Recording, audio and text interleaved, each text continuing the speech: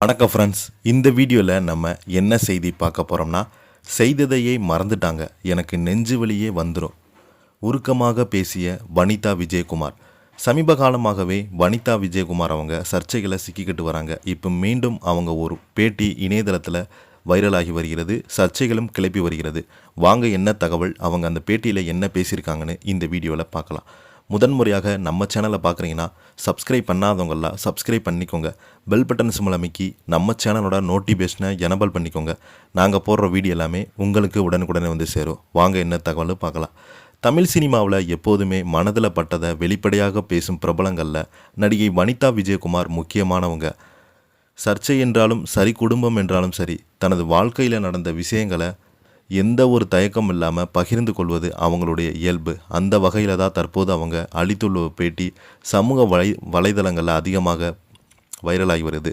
விஜயகுமார் மஞ்சுளா தம்பதியினர் மூத்த மகனான வனிதா சிறு வயதிலிருந்தே சினிமா உலகிற்கு அறிமுகமானாங்க.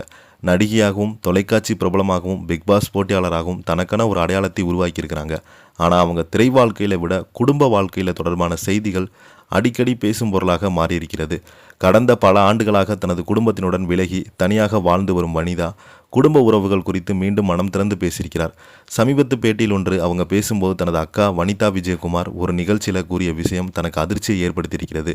அவங்க கூறும்போது, என்னுடைய அக்கா அனிதா ஒரு பேட்டியில் அவருடைய டெலிவரி சமயத்தில் பிரித்தா தன்னை முழுமையாக கவனித்து கொண்டாங்க என்றும் அந்த வீடியோ பார்த்ததுமே எனக்கு சாகாகிவிட்டது. ஏனென்றால் அந்த நேரத்தில் அவருடன் இருந்தது நான் செய்த விஷயங்களை கிரெடிட் வேறு யாருக்கும் போகிறது. அதை நினைத்து பொறாமப்படலை. ஆனால் எதற்கு இப்படி பற்றி பேச வேண்டும் என்பதுதான் எனக்கு கேள்வியாக இருக்குதுன்னு கூறியிருக்காங்க. அதோடு அவங்க நிற்கலை. இது முதல் முறை அல்ல. எப்போதுமே நான் செய்த விஷயங்களை வேறு பெயர்கள் சொல்லடும். பிரீத்தா பார்த்தாங்க, ஸ்ரீதேவி பார்த்தாங்க என்று சொல்லுவாங்க. ஆனால் உண்மையிலே என்ன நடந்ததுன்னு அந்த சம்பவம் இருந்து அவங்களுக்கு தெரியும். இதெல்லாம் எந்த மனநிலை சொல்லப்படுகிறது எனக்கு புரியலை என்று கூறியிருக்கிறாங்க.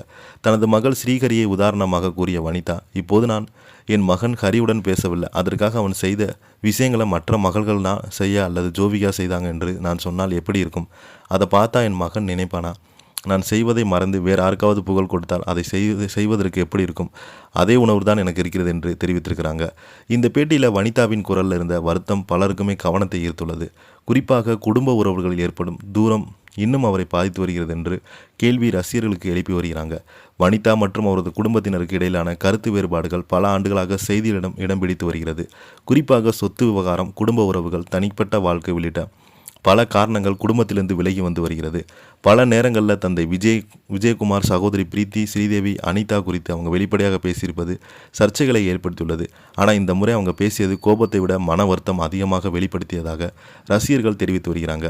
ஒருவர் செய்த உதவிக்கு அங்கீகாரம் கிடைக்கவில்லை என்ற உணர்வு பாதித்துகிறது என்று பலருமே பதிவிட்டு வராங்க. இதற்கிடையில் வனிதாவுக்கு ஆதரவாக சமூக வலைதளங்களில் பலருமே கருத்துக்கள் தெரிவித்து வராங்க.